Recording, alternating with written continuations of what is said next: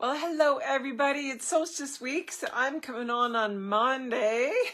Oh, that's out of the blue. That's random, right? Well, you know what? We are anchoring in the heart. We are grounding in the heart. We are following the heart.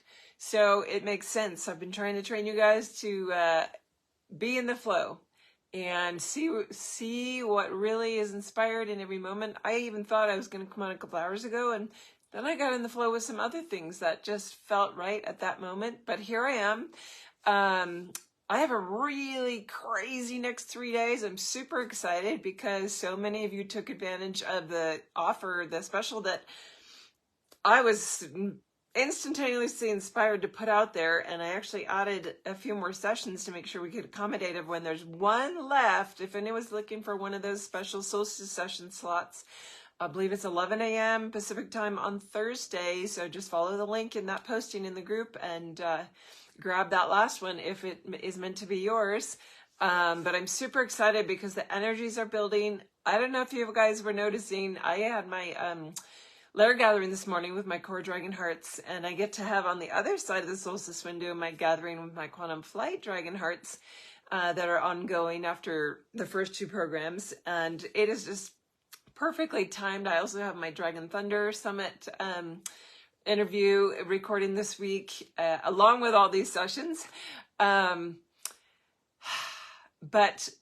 I was feeling all weekend like, man, there is something big hitting me. Why do I have a headache? Why am I up at 4 a.m? I'm just feeling really like I'm getting all the nutrients I need. I'm getting the exercise I need. I'm getting fresh air and sunshine. I came off of a great rest, getting bombarded, and then got filled in this morning that the Schumann Resonance has been hitting 182 last weekend, and I think it was Sunday morning when I tuned in. I was like, what is going on? And apparently it spiked up to 189. I've never seen it get that high, so this is what's coming in, and I want to share that I had a really interesting little visit from the White Lions in a random breathing exercise. And Asagaya, who's one of the White Lions that I've been working with since last 4th of July, it's not real often that I see him. He came in front and center right away to give me a message to be ready. 8 days of preparation here from last Saturday to next Saturday, that we are really being prepped bodily for some bigger portals that are coming, like the 7-7. It's actually going to be a 7-7-7 this year, so I might be doing something special on that. I'm going to wait and see what gets inspired. I was always looking forward, there's always the 8-8 focus, the Lionsgate focus. But here, because I'm a dragon, it's very interesting to see as we get closer and closer to the completion point and the handoff of those responsibilities and those energies to the foundation being held and the grid being held by the lions, the Lyrans, but the White Lions are the nobility of that embodied here on Earth. So it's exciting to see and feel him every time he approaches me. It's just this massive wave, just like the dragons, of such incredibly powerful, loving presence, and feeling this shift where the energies I've been really at the same time super calm when you're centered, but really chaotic and pulsing as we're trying to get into that right alignment. And so the question came up, and this is one of the things I wanted to talk about today, was this, well, the question rose actually in my group, talking about the energies coming up, talking about the Schumann Resonance. Well, how do we ground in that space? You know, in the past, we've grounded in using grounding cords, hands and feet, or laying on the ground, really connecting in with Gaia. And it's really a deep awareness to know we're shifting our relationship with Gaia. You know, for a long time, humanity's been more like a parasite on her body. And we're moving into a communal harmonic where it's more symbiotic, where we're going to be really honoring and in alignment with her in a different way. And so our grounding mechanism changes, as does our grounding mechanism need to shift as we keep evolving, as we keep moving into our light body, which is a new channel of connection for the divine. We're no longer catching energy out here through our crown chakra. It's coming directly from that connection through the heart, through the seventh six-dimensional background body. That's that divine connection body, and just allowing us to really move into that heart space. So grounding into what came through in response to it was about grounding into the matrix of the heart. And everything, I was even told that, like, astrologically between now and October, everything is about the heart. And I want to say Venus was in Leo, something like that. I'm not great with astrology, but trying to remember. But the takeaway is really about heart expansion. We've been working into our crystal and DNA activations, working into our light body, getting our full central pillar aligned to that, getting the support of the earth dragons to do that, to hold that stabilized field as we make these continuous shifts closer and closer and closer to our central pillar. So as we really come into that knowing in the heart space, that presence in the heart, what is flowing through my heart right now? What is the present action for me to take? Am I in alignment with my heart, with everything that I'm doing, everything that I'm saying? Am I going along with old routines? Am I going along with expectations or responsibilities or duties? Where am I in that spectrum? Because I really want to start moving myself into alignment, and this is for each of us, with soul level heart connection. What is rising up? What am I inspired with? What is inspiring me? Whether it's as simple as what am I inspired to eat? What am I inspired to wear? What am I inspired to go do in this moment, or create in this moment? Or who do I want to connect with in this moment? Starting to live in that space is really, really what's being called for. So grounding into that heart space, grounding into ourselves, into our full deep connection, and using, let's see which dragons, because that's an easy one for me to see because I know what I'm talking about. Well, how would I do that? But some of you listening might be saying, well, how do I ground into my heart? What do you mean there? And so I would encourage you calling in anything in the water lineage that feels right to you. The water dragon, the sapphire dragon, the silver dragon, Rihanna, a fantastic one from Orion. Even crystal dragon. Any of those that are in the heart lineage are going to help you move into that heart space and recognize, is there still healing work to be done, still release work, still leftover residual traumas or threads of things that it's time to let go of, time to release, so that I can really come into my heart space of my own. That's going to be a big tool for you. That's going to be a big take. So moving through this week with all these big energies, very simply to keep your focus on what's in the now and what's my motivation in the now. Where's my motivation coming from? Is it coming from my heart? Then I should act on it. Is it not coming from my heart? Then maybe I should put it on the pause button until it does come from my heart. And where can I make those adjustments in my daily life or routine or whatever I have that, man, if there's a routine, is everything in that routine actually aligned to what my heart is wanting in that moment? Or can I subtly shift it so that I am listening better? One or two tiny adjustments in that make such a huge difference. And allowing, my tagline on my Invoke Healing side has always been, a moment of clarity can change everything. So one little tidbit awareness, coming into consciousness of something in your space that is like recognizing why you do why do you have coffee? Or why do you get up at the same time? Or why do you dress in the same routine? Or why do you brush your teeth first or last? Very simple things. It doesn't have to be the big, deepest questions in your world. It can be, let's start with the things that are routine, that are every day. Why do I get up and brush my teeth first? Is that my heart inspired? Is it because I'm half asleep and I'm just on autopilot? And if I was listening to my heart, would I actually want to go eat first, or exercise first, or shower first? Or maybe there's something else that would come first if I didn't have that. And so where can I make those subtle adjustments so that I'm continually bringing every little part of my life into alignment with my heart?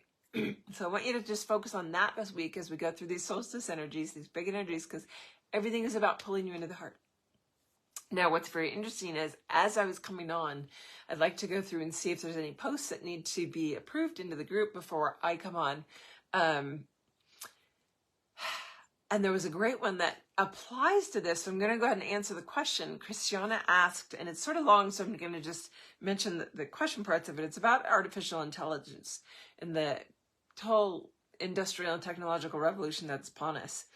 Oh, maybe I'll just read the whole thing. She says, I've been sitting with how can the dragons as creation matrix fathers and mothers and guardians advise our evolving relationship with its inevitable step into our future. I know it's a huge Pandora's box kind of matter with a million different aspects to channel into and look at from a whole lot of angles.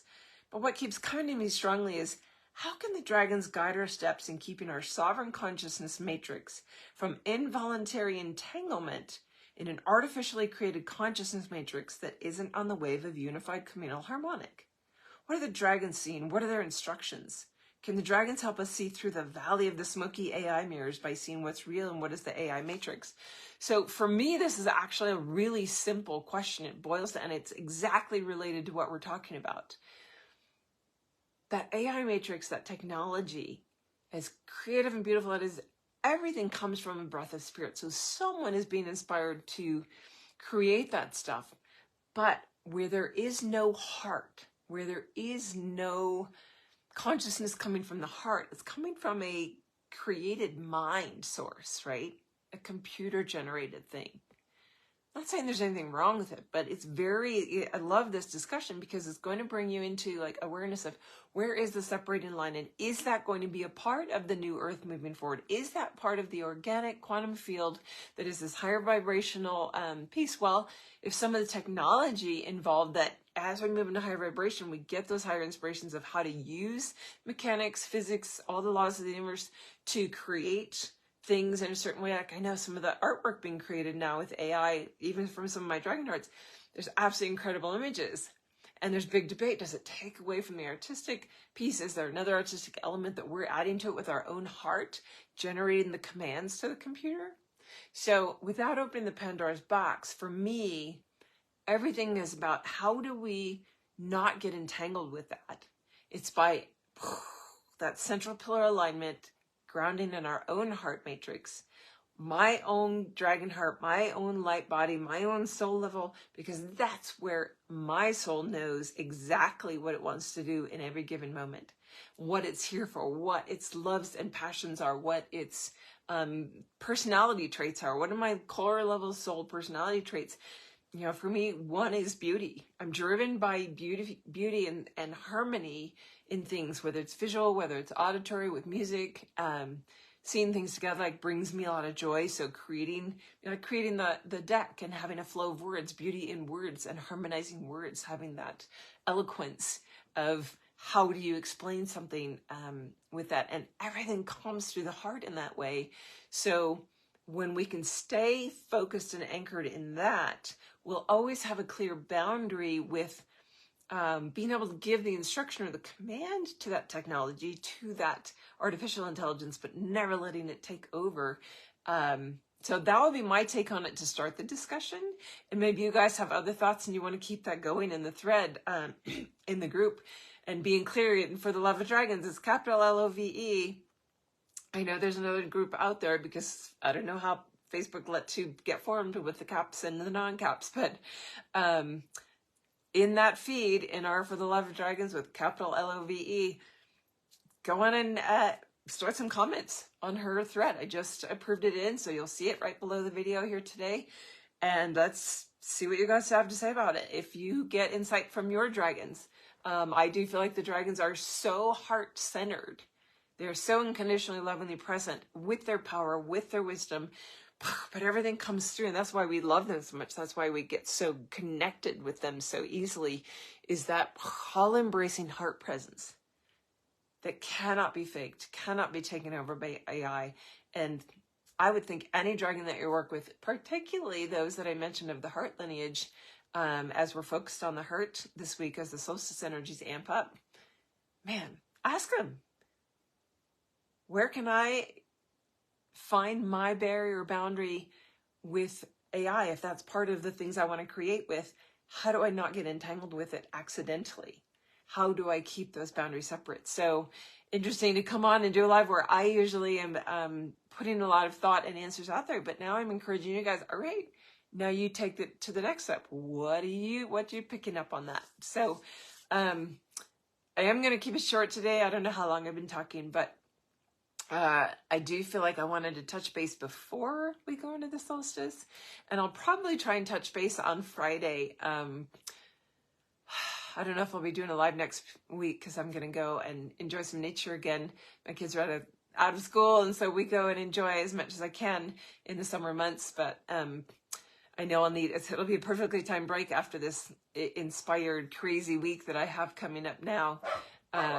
So I'll touch base Friday and just see like what came out with the energies, what came out with my interview. You know, I go into interviews, I never really know exactly where we're going to head, and I let everything come through in that space. If there's a transmission, if there's meditation, if there's just sharing of the energy based on the current read that day.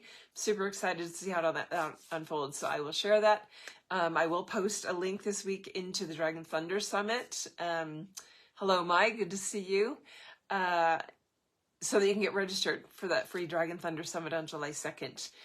There's going to be a lot of live speakers, and then there's going to be oodles that I think there's over 28 speakers total. So they've got a bunch that are on pre-recorded where you can go back in and listen to them over the following days, more at your leisure, as long as you're registered for that free summit. So super excited to see the dragons come together and starting to not only create that communal harmonic with all the big dragons in the world and pulling all the dragon families from all over the world together, but that it's becoming so global. It's so big now, and the dragons are beyond mainstream. They're really coming into their own right now as the final hurrah. I feel like as they do the completion, we work through the ascension, and then we hand off to the lions and the lyrans and all these beautiful beings that are taking over for that higher octave grid. So wishing you a beautiful week. I'll touch you on the other side of the solstice, and have a beautiful evening for now. Bye, everybody.